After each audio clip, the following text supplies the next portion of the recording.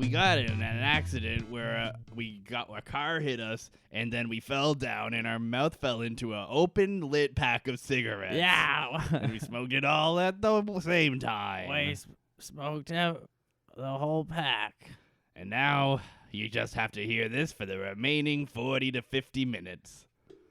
60 minutes. 60 minutes, hopefully. If we Yeah. got enough funny jokes.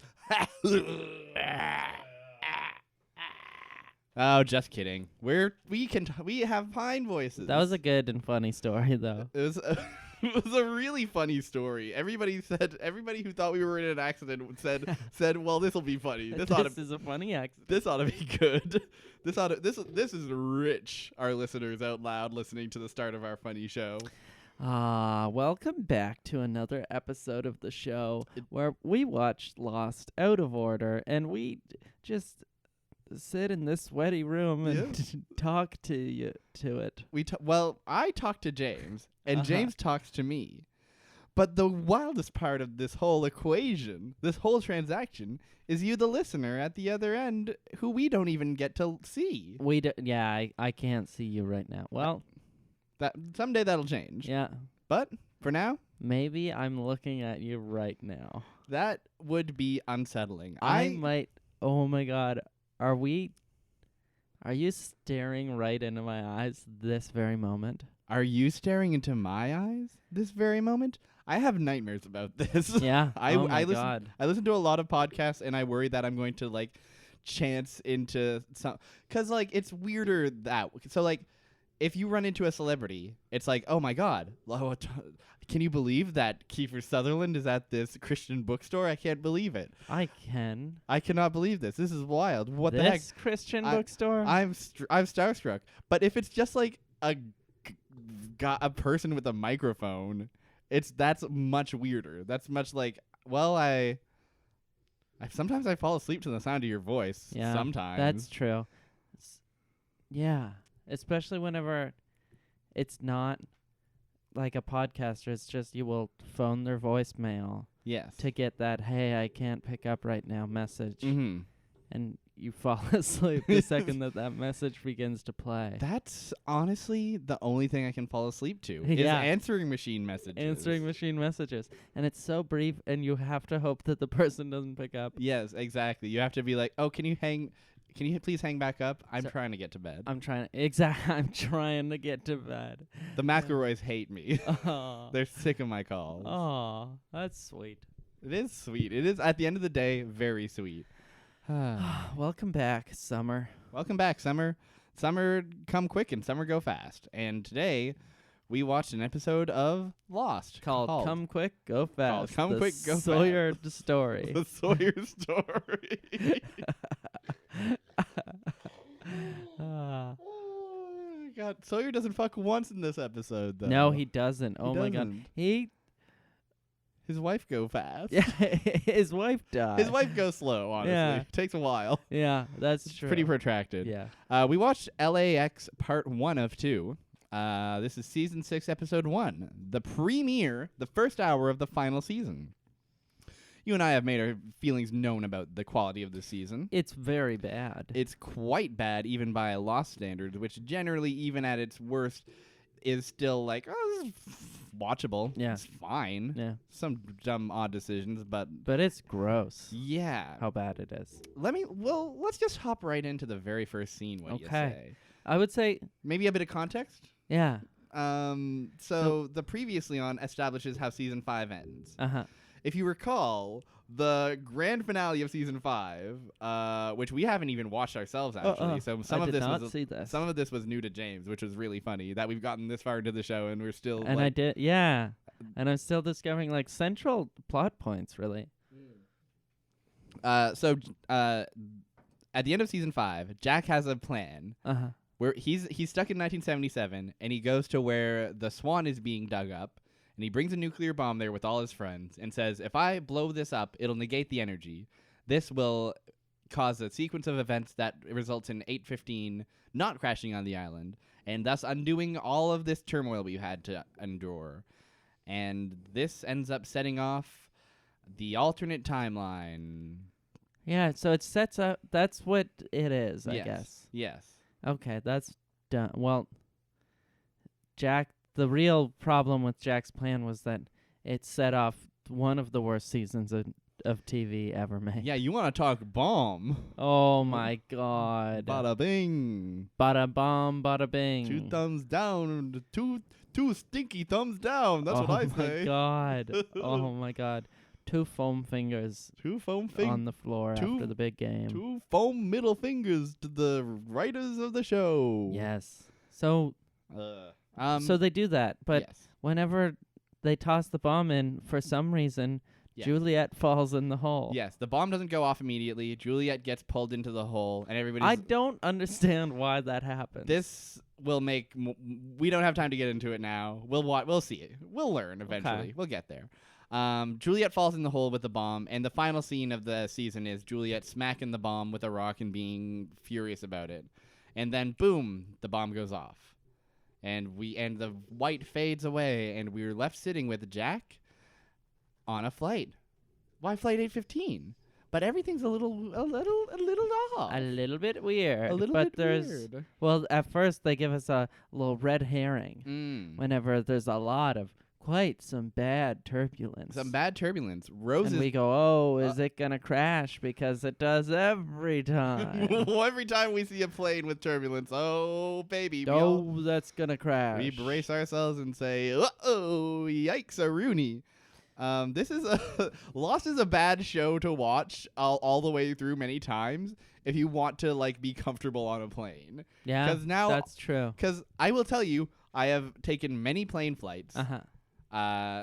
Many of them have had some kind of turbulence. Uh-huh. None of them have crashed. Yeah, and no- yet every well, single time I think it's not realistic to assume that, like, if you get on a plane, it's going to crash. yeah, it's I know it's happened before, and especially if it happens, I mean, I would not expect the human embodiment of God to be sitting on a little tropical paradise that you find yourself in. yeah. So that's the thing is I go over my my childhood, Uh-huh. and maybe there's something I'm missing, but I can't think of anything so extraordinary that a man came along and guided me through this pivotal moment. A mystery man. Yeah, that was mystery man. that was there in the corner of my memory that I just can't remember anymore. And In then the coronary memory. yes, but maybe that's what Jack was thinking too. Maybe that's what Saeed was thinking. Maybe that's what Jacob was thinking. Shit, dude. Goddamn, man. Wow. Maybe he was thinking, I like that my mom has won an Academy Award. Yeah, maybe Jacob's just really proud of his mom. He's like, my His mo- mom is cool. His mom, Allison Janney, is just like, wow. The first, you watch that acceptance speech. First person that gives Allison Janney a hug before she goes up to award. It's Jacob. It is Jacob. And Jacob's he just says, there with his just like ready to cry. congratulations, Mom. Congratulations, mummy. Mommy, love you. Love you, mom. But this plane that they're on, it doesn't crash. It doesn't crash. And Rose is there to say, hey, Jack, everything's okay. Don't worry about it. And then guess who sits next to Mr. Jack? It's the guy who wasn't even on the plane, Desmond. Desmond wasn't on the plane. But he is now. And Jack and Desmond have a little... They exchange pleasantries. They exchange pleasantries, and then they exchange awkward glances, and they say, do I know you I from... know you. I know you. You seem familiar somehow, in a way that I just can't put my finger on. Well, that's brother, that's simply preposterous. We've never met before. I'm John Lennon. I'm John Lennon. No, there is John Lennon in this show, and that's Yeah. not him. In this alternate timeline, John Lennon makes it. Yeah. And it's... He makes it. And, oh my God. That's something that people don't ask enough, especially in terms of on-screen, like, scripted television and movies, where Yes. they say, like, what if John Lennon just made it? What if he's just fine this time What if around? Holden Caulfield didn't shoot John Lennon? What if? Wasn't it to impress Jodie Foster or something? I think so. I did some silly like that. Yeah. Do you hear about this movie that they're making called Yesterday, where the I premise? did, yeah. Where where- the premise is, what if John Lennon made it? Yeah. What? What if John Lennon didn't What make if John it? Lennon didn't make it, and then one man thinks of an alternate timeline where he did make it? Yeah. Spoilers for yesterday. Apparently they do. Apparently John Lennon, like, the twist is that John Lennon is alive. John Lennon was alive the whole time. I think so. Something like that. So, shout out to that. Shout out to... No, I'm not going to shout out John Lennon anymore. Okay. I hate him. I'm sick of him. Shout out to Ringo. Also, John Lennon... Also, we were joking. John Lennon is on the podcast. Yeah, John Lennon's in the show. That just occurred to me now. Yeah, he's in the show. He's literally canonically named Lennon, and he lives on the island, and he's Temple Man. He looks like John Lennon. He looks like John Lennon, and he's named Lennon. What if he made it? He made it. He did make it. In the real now time, he like, works he for made it. God in God's temple. He works for God in God's temple, and he does a bad job. He does an awful job. He does a bad job, as everyone in the temple does. Wait. Yes. What if? Yes. So you know the movie Yesterday. Yes. What if rather than rewrite all of the Beatles songs, the only thing he did was lied in bed publicly with Yoko Ono for a very long time. And that's what the movie was about. Yeah, it's not about the songs at all. No. He's like, they didn't lie in the bed. He's just like, what? I have this vivid memory of two nude artists in a bed together for a long time. Oh, you're crazy. You must be making stuff up, buddy. I don't know what you're talking about. Two naked people, whatever. In the bed, no less. That's for the bedroom with me and my wife. That's not for a famous public photo. Yeah, don't take the cameras into this. So it's a bad movie. They did it wrong. They did it wrong, and we are here to touch it up, and that's honestly that's what this podcast is mostly about. Welcome to the show. Welcome to the Island Shuffle, where we make movies, but they're better. Punch up the film. And guess what? It's just a lot of there's just a lot of like small talk between characters where they pretend to be strangers. Before we dive into that, yeah, we need to talk about the world's worst shot. Oh my god. The worst shot maybe ever committed to film? Yeah. I'm going to argue that well, to be fair, it wasn't committed to film. That's true. I'm going to argue that this is the single worst shot in Lost. Yeah, like I throughout would the agree. whole show. I think so. Cuz right away, like, this first scene is not awful. It's like, oh, okay. It's an so it seemed to work. Mm-hmm. Jack's here, but Rose here. Desmond's here too. How mysterious! And there's kind of like an awareness. I wonder, how this is gonna all unfold. Golly goodness! And then the camera drifts a little past Jack out the window. The camera goes out the window. The camera tilts down. The camera starts to rush through the clouds. It rushes towards the ocean. Boom! It goes underwater. In the ocean now. And it goes past schools of fish. Goes past a shark, and then it goes through a bunch of island landmarks that are all now covered in sea life. We see the yellow houses, we see the Jacob's stinky foot. And it all looks like literally PlayStation 1 graphics. Yeah, it looks like closer to SpongeBob than to real life. It really does. Yeah. There's been like unconvincing CG on this show before. Yeah. Nothing like this. This one's awful. This looks like the guys from like the game Myst just fucking gave up. Yeah. Especially it's like all for a payoff that is not good or important. Yeah. The dramatic reveal in this reality the island is underwater, and it's like is meaningless. It could just be not underwater too. It could just be not underwater. It could be like, oh no, there's like you could do something else fucked up with the island. Yeah. In this reality, the island is all fucked up. In this reality, John Lennon survived. Yeah, exactly. It's just John Lennon hanging out on the roof of one of the yellow houses and being like, howdy. Yeah. And the other Beatles are all there too. Anybody see a bed in Yoko?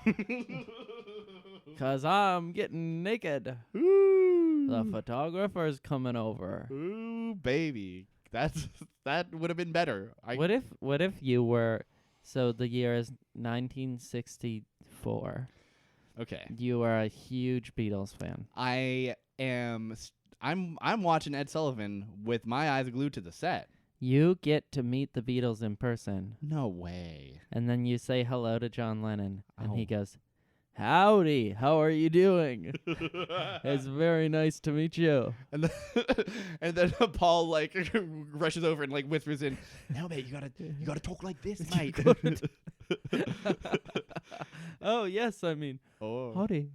I can't do an accent. I'm from Liverpool. I'm from Liverpool with my three lovable lads. My little lads. These three, me and the rest of us Beatles. We are the Beatles. We are the Beatles, and I'm a howdy cow. Oh, damn it! Oh. And I'm a howdy cowboy. I am a howdy cowboy. He can't help himself. Ah, brother. Ah, jeez. I hate John Lennon.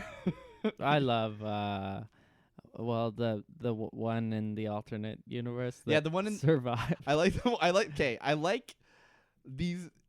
Both of these timelines are separate from our reality. In our reality, John Lennon sucked shit, and I hate him.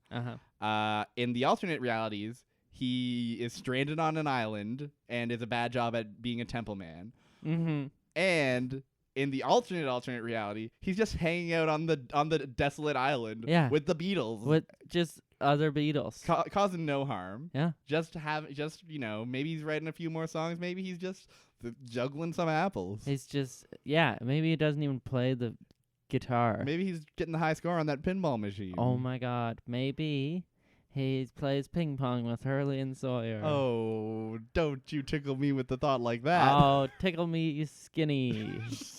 No, that's not a thing that I'll allow you to say. Tickle me skinny. What could that mean? Tickle me so that I laugh so hard that I lose weight. Yeah. It's the newest trend. It's so laughter is like a form of exercise because it tenses up your muscles. I don't know if this is true, but I'll say it in the infomercials. Sure. And then so we have gyms where you come to my gym. Yes. And we'll have exercise equipment. No one uses it. Mostly you just sit on the bench press thing, and I tickle you for like half an hour. and it's called Tickle Me Skinny.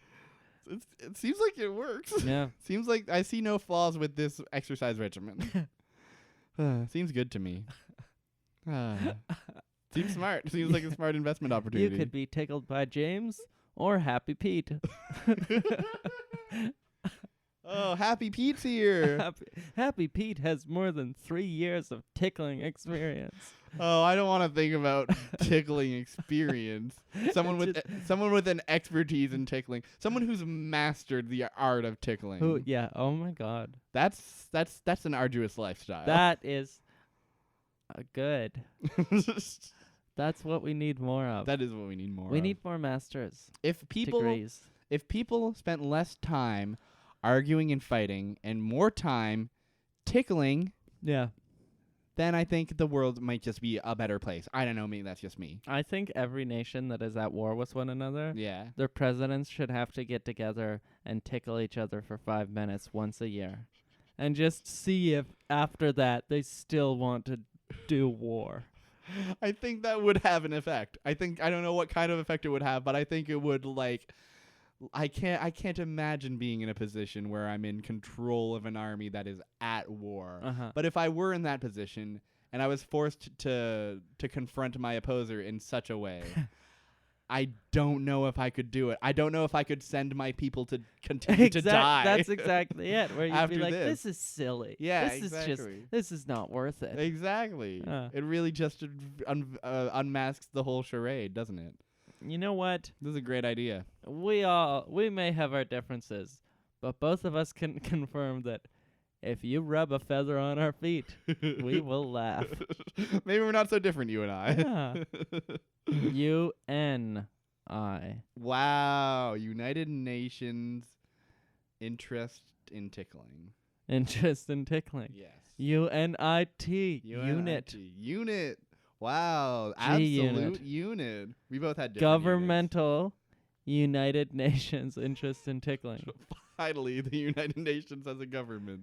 G-Unit. G-Unit, that's what it is. That's what they were saying in the song. But then maybe some awful president would think of it as gun it, and they'll say, Oh, that means we use our guns to continue war. We use our guns so we can continue it. Yeah, gun it. Yeah, that's Oh my god. that's just the risk you have to take when you have a vision like this. Uh-huh. If anything falls into the wrong hands, who's to say? You know. Well, those hands tickle. Well, the hand that tickles can also pull the trigger. Yeah. Oh it my really god. makes you think. So this is a podcast about the show This Lost. is a podcast about the show Lost, and frankly, there's not much to this episode. No, there really isn't. So it's mostly in the plane. It's anecdotes.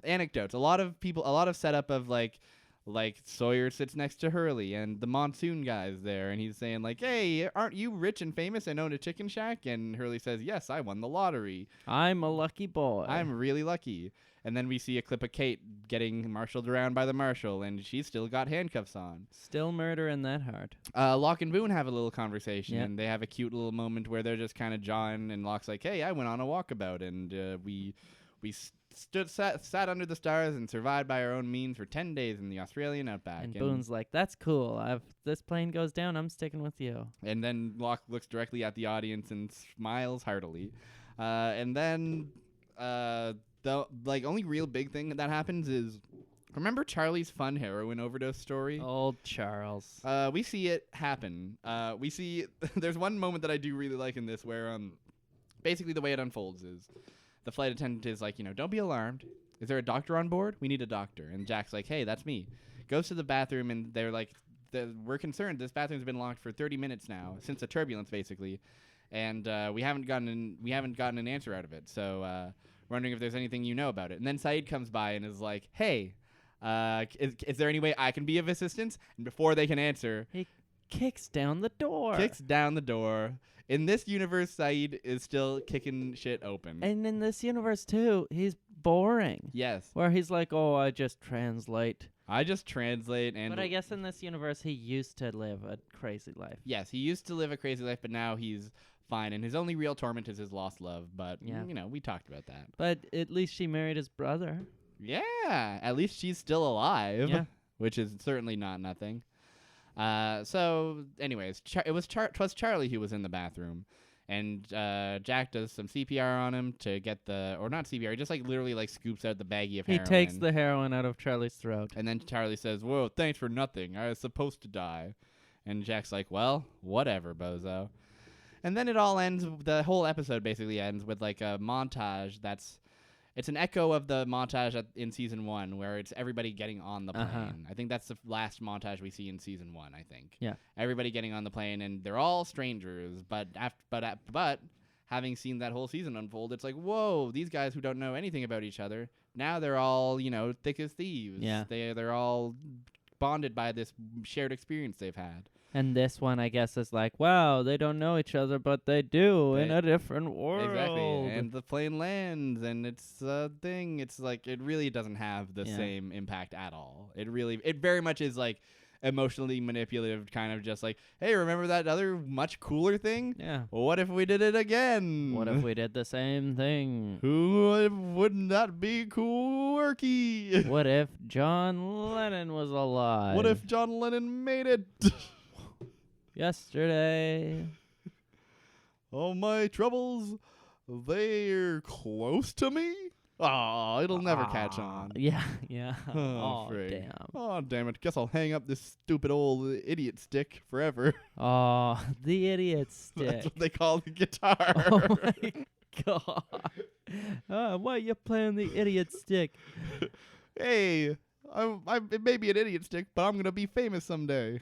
And I'm No, you won't, you idiot. Oh, damn it. Ah, jeez. I guess they don't call it the idiot stick for nothing. For nothing. That's the other thing in the alternate timeline. Yeah. Is that guitars are all called idiot sticks Which now. explains why Charlie plays a big one.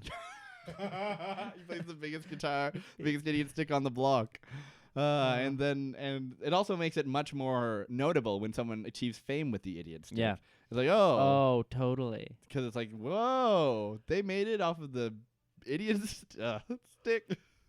How'd they do that? I thought they'd be playing the cool horn, which is the recorder. Everyone's favorite instrument. Jimi Hendrix fucking shredding on the cool horn. The cool horn. Yeah.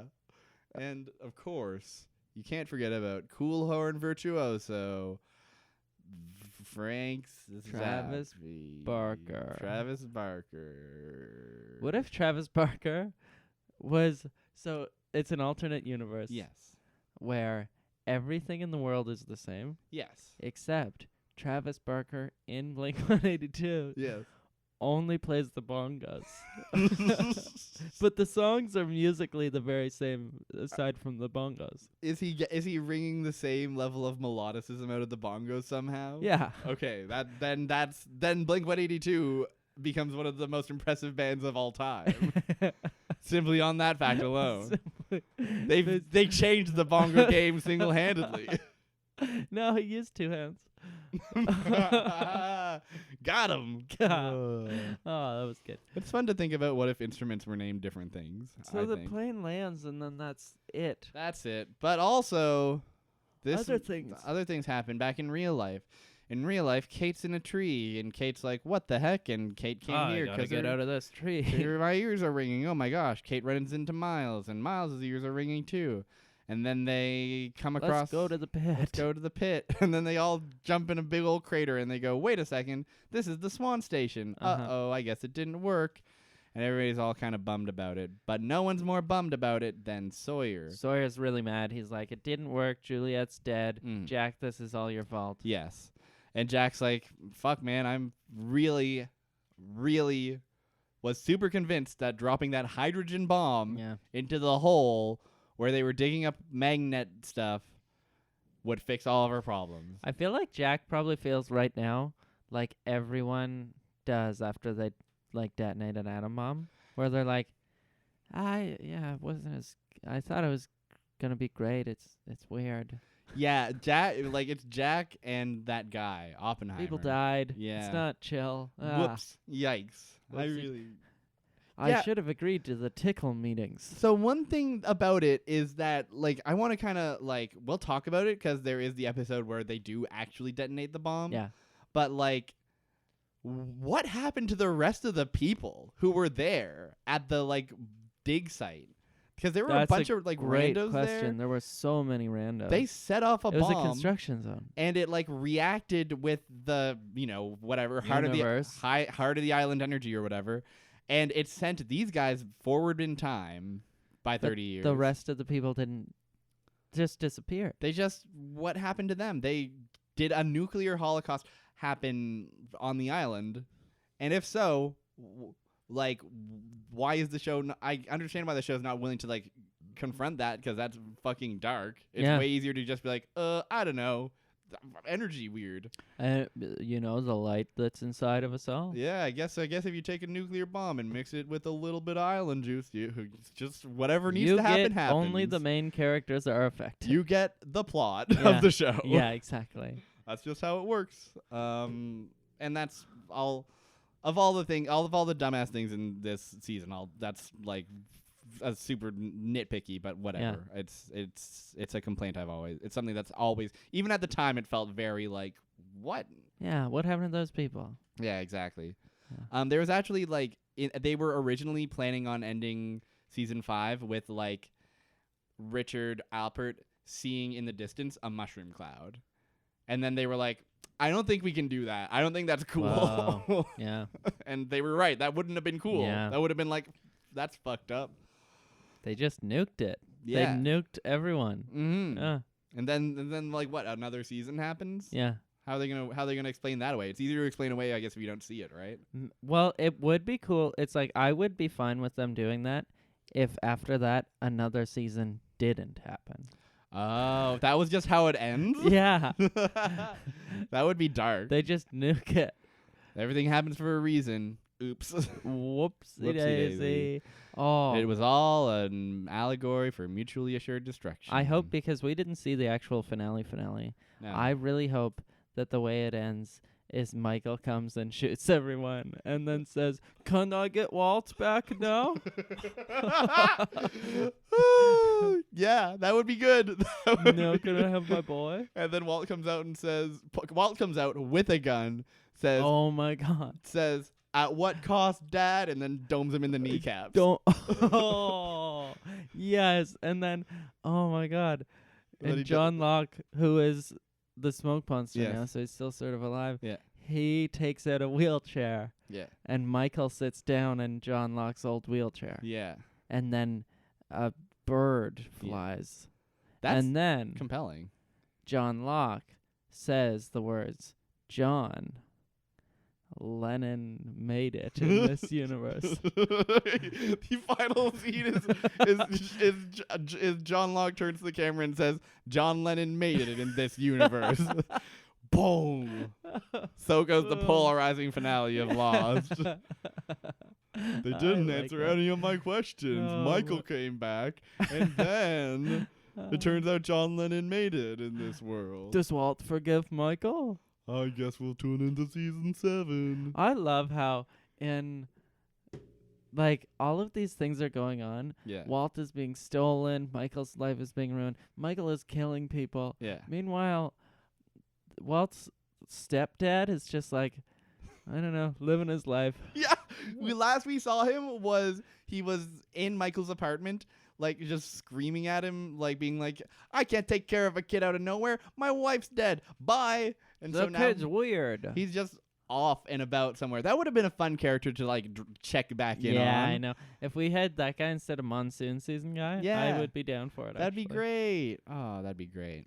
Instead, we have this episode of Yep. TV that we should probably finish talking about. So Juliet is like, hey guys, not dead yet. Yeah, yeah. And everybody's like, whoa, what? But she's buried under a whole bunch of debris. So for like 30 minutes, they just try and get to her. They literally, most of this episode is them just digging and scraping, and then they're like, wait, this beam's too big to friggin' use our hands for. We need to get chains. We need to get chains. There's chains in the van. And so they get some chains from the van and they tie it all up and they go, all right, ready and go, baby. And it works, but it takes a long time. Takes a to long work. time, but believe you me, it works. And so they go, so Sawyer goes down this weird looking tunnel. It's not, nothing has ever been like that. No, it's an What was odd this set. stupid hole that they dug? It's a stupid hole they dug. We saw in the previously on, the shaft Juliet fell down was, It's straight huge. down. Yeah. And this one is like a cave. yeah, it's just like a little cave and Juliet's just like there. It's probably like 5 feet down in the ground and like Yes. 30 feet long. Mm-hmm. And it's also like very like, it feels almost like like someone crushed up like the set to Alien. Yeah. It has that like Yeah. look to it. It's very weird. It's very weird. It's It's very unnatural. yes, it feels like a set. It's like, this isn't rubble. Yeah, this is not rubble. This is a stage. And that's, it's, anyways, Juliet's there and she's in bad shape. She just was, she was adjacent to a nuclear bomb. So it's a miracle she's even still here, Yeah. frankly. Her and Yeah, considering that she is in great shape. she's thriving, Yeah. honestly. And she is still in rough shape. She's all bloody. Yeah. She's got a like thing on her. She's got like She is dying. She's dying. She's been impaled. And Sawyer and Juliet have a long, protracted like, Love you. I love you. Like, don't leave me. Kiss me one more time before I Yeah. go. Kiss and- me, baby, one more time. Dude. Kiss me, baby, one more time. Do. Kiss me, baby, one more time. Dude. And that's the song they sing. And Yeah, it's weird. it's weird. But honestly, so this is the one, like, I was gonna say cool teen moment, and then I was like, oh, that's not our podcast. Never mind. This is the one like genuinely good acting moment of the episode, Yeah. I think, because it's Josh Holloway like really giving her, Elizabeth Mitchell really bringing it to the table. They're both acting their asses off in this Mhm. scene. It's at the table. It's been brought to the table. They're bringing it to the table. If you're wondering what the state of the table is, don't you worry. They're bringing it. The table is set. The table is set, and dinner is some of the best acting of the episode by far. And Scrumptious. it's sad when Juliet dies. I felt sad about yeah, it. me too. And Juliet and Sawyer carries friggin' Juliet's body out and says, "You did this, Jack." And Jack doesn't really have a retort, unfortunately. Because Jack did do this. And that's the last we see of their little plot line. More or less. And sort of within this whole plot line the whole time, the other big thing is that also Saeed is dying. Saeed is dying. He's been shot. And Hurley's trying to deal with it. And Hurley's trying to be like, "Come on, buddy, you're going to be okay." And then Hurley hears something. And Hurley's just like covered in Saeed's blood, goes to get a gun. And it's definitely one of the better images in the episode. It's weird. Hurley just soaked in blood. It's an unnatural Hurley look. It's not Hurley's natural look. That's for I would sure. believe that this is Hurley's look after like an afternoon in the chicken butchering facility. Yes. Not necessarily day to day though. No, not every single day. Not how you picture Hurley, for sure. This is not how Hurley gets on the bus. And then Hurley if Hurley got on the bus like that, I'd let him on the bus. I'd let him on the bus. Of course I would. But no, he hears something suspicious and he goes, "Who's there?" And who is it? It's our best friend and favorite character, Jacob. Yeah. He's here. And beautiful boy. What if in a different universe Jacob didn't exist? What if, I'll tell you what, it's this universe. Yeah. Jacob never existed right here, and he can't get us. That's true, actually. I've got great news. And it's Jacob is a fake guy who Fakeub. Wow. Blakeub. Oh, Blakeub. I don't know what to make of that, but I like it. It's cool. That's a cool boy. Blakeub Griffin. Blakeub Griffin. Peter Griffin, Stewie Griffin. Oh, the whole Family Guy crew is here to say. Lois Griffin. Oh, our favorite family from Meg Rhode Griffin, Island. Chris Griffin. Animation Domination on Fox Sunday nights. Oh, I love Family Guy. Quagmire. Seth MacFarlane's here to say animated shows are coming your way. Oh, those are funny shows. What if this reminds me of the time that Epic Dolphin did a funny robbery. Oh my god. And this reminds me of the time that Epic Mealtime put bacon on something. This reminds me of an episode of Lost. Wow, where Saeed is being where Jacob is talking to Hurley, and Jacob just says like, "Take Saeed to the temple." Yes, and Hurley's like, "What the heck are you talking about? Who are you? I don't know who you are." And Jacob is like, "Look, here's the deal. I died. Jin'll know where the temple is. This is the only way you're gonna be able to save him, and it's gotta be you, baby. So trust me on this." Is this how we learn like Hurley talks to dead people? Or is that established? I think it's established, but I think it's like, I don't know when it becomes a known quantity and not just like is Hurley wacky in the head, or is he really a dog? I think sometime in season 5 it's established that yes, Hurley can talk to dead people, which is fun. Yeah, that's fine. Of all the things they do, I'm not gonna rag on that one too much. Exactly. I think it's like, it's good, silly fun.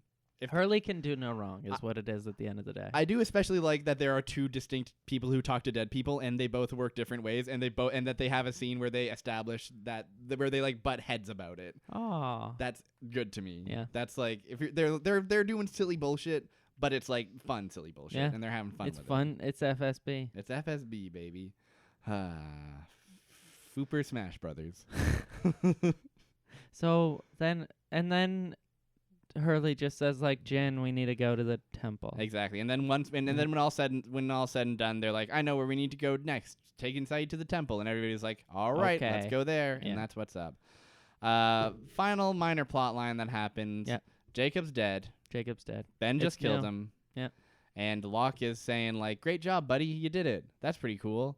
And I genuinely forget how a lot of this goes, because a lot of it doesn't. Locke is like, "I want to talk to the man, Nestor Carbonell." Yeah, I want to talk to Nestor Carbonell himself. I think that's the first time we've said the word Nestor Carbonell on this podcast.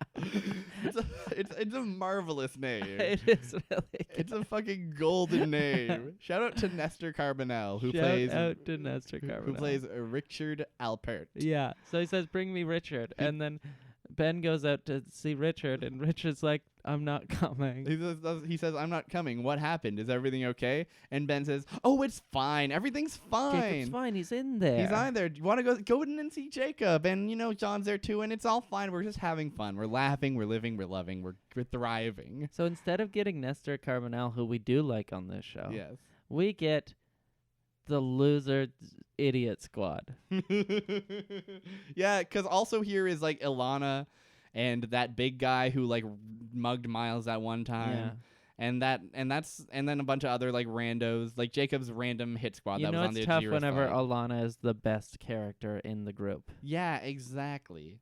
And then like Sun and Frank are there being like, who are those guys? Oh, they're Jacob's cronies, so I don't trust them as whatever. They seem weird. Yeah. Oh well.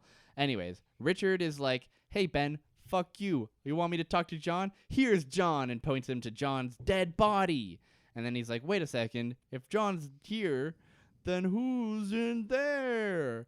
And then Ben goes back in and says, I brought the idiots. I brought the idiot squad. And then Locke's like, hey guys, so you guys work for Jacob, huh? Well, got big news. Big news. You're gonna love it. You honestly, looking back on this, you're gonna laugh. 'Cause guess what? He's dead. He's burnt up. Your boss is dead. You're free, baby. Do what you want. You can do whatever you want. They're not very happy about this. They're pissed, and they try and shoot. They try to shoot John Locke. The bullet bounces right off of Locke. Yeah. Locke walks behind a pillar, vanishes, and out comes a lot of smoke. Yeah. He's smoke monster, baby. And the smoke comes from outside. Yeah, it doesn't make. So he just disappears. He just literally vanishes and goes, bloop, now I'm here now. Yeah. And he ruins everyone's The lives. smoke kills everything. He conks two guys together like they're coconuts. Yeah. And then he conks another guy. He, like, makes another dude, like, you gotta love whenever there's a smoke monster, like, killing a bunch of people scene, and everybody's just, like, going wild with the gun. Yeah. It's like, oh, just shooting smoke. yeah, just shooting smoke. Good move. Classic move that always works. The big guy pours a circle of ash around him, and then Smoke Man can't get him. Instead, what Smoke Man does is he smashes the ceiling. The rubble falls in such a way that it knocks him out of the circle of ash. It was very weird. And then he gets him and impales him Yeah. when he falls out of the ash. And then the smoke monster reforms as John Locke, and Ben's like, whoa, that was crazy. And Locke says, I'm sorry you had to see me like that, which is our confirmation that this Locke is not really Locke. It's been the smoke guy all the whole time. The smoke was coming from inside the lock. The smoke was coming from inside the lock. That's the episode. Pretty bad. Yeah. Not the worst season 6 episode, but like still like pretty much nothing. Not good. It's not. There's a reason we talked about John Lennon more than we talked about anything else that really happened on this show. Yeah. Pretty mediocre. Classic season 6 problems of like even the good shit is marred by not really meaning anything. Yeah, and there's just such little good shit. There's such little good shit. Even like we don't have to keep getting into it. You know how we feel about season 6. We only have 2 more season 6 episodes left. That's crazy. I am so delighted. I just realized I was gonna look up the questions. But should I, since it's a season 6? No, you shouldn't. Yeah. Kay. So most of the questions about this are like, what is the alternate timeline? Okay. And that doesn't really get answered until the finale. Yeah. Like, what is the relationship so with this? there's Why are things these like this people that here? maybe it's worth not. Yes. 'Kay. I don't think pretty much none of them are really worth doing. Yeah. And like the ones that are like very like, it's like, why does the smoke monster want a Richard? And it's because they want to know. It's awful. like, yeah, exactly. I didn't want to sift through it all, but I did look through them all and found one that I found really funny. Okay, this is good. So let me hit you with this. Where did Desmond vanish to on the plane? This is a scene we didn't really cover. Where did he sneak into first class? we see after Jack deals with the whole heroin thing, he goes back to sit down next to Desmond, and he asks Bernard like, "Where'd Desmond go?" And they're like, "I don't know where Desmond went." And then the next scene we see is like, "All right, we're landing in L.A., Yeah. baby. It's sunny degrees, and let's go." So where did Desmond go, James? I don't know. You don't know? No. I liked your answer if he snuck into first class. I would believe it from Desmond. Yeah, of course. The answer is bad. It seems that he likely went back to his original seat on the plane, as he was later seen disembarking the plane into the airport.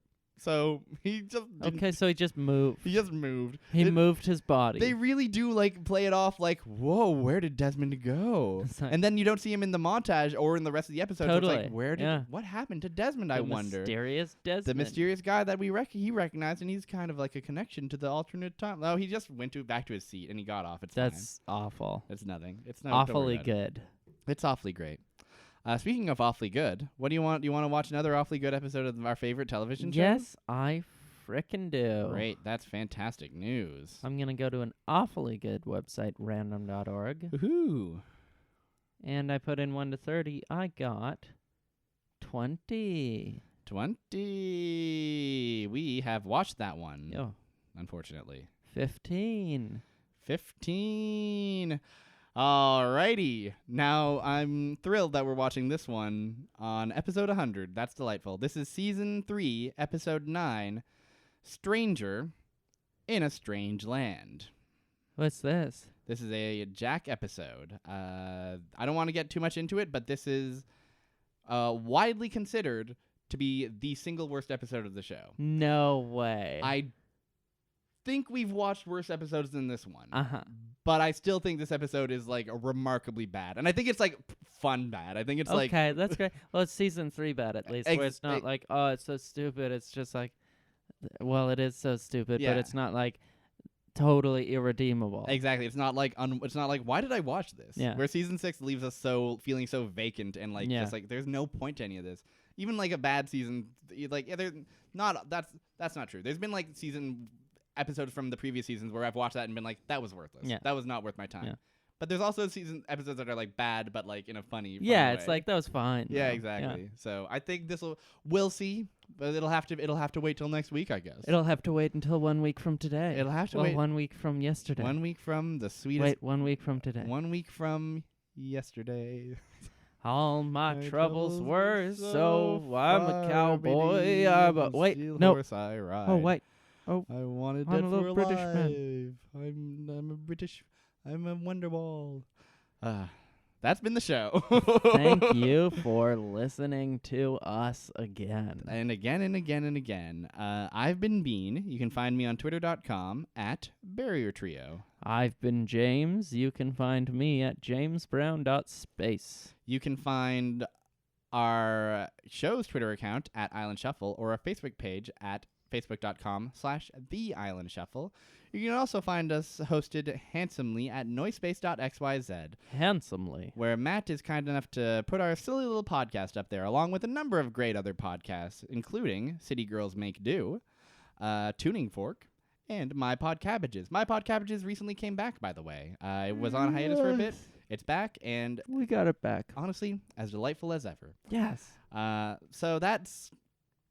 Oh, also, go to patreon.com/noisepace if you want to give Matt a couple of buckaroonies, because he hosts the whole damn shindig out of his friggin' pocket. Support the network. So support the friggin' network. That's what I say. Support the network. Support the network. We've almost got 100 episodes on the network, so you better be supporting it. Yeah. Oh my goodness. Yeah. Can you believe it? No. We'll talk. We'll talk about it next time. Yeah, we'll see you at the big episode 100. We'll see you at the big episode 100. And like we say at the end of every single one of these episodes, get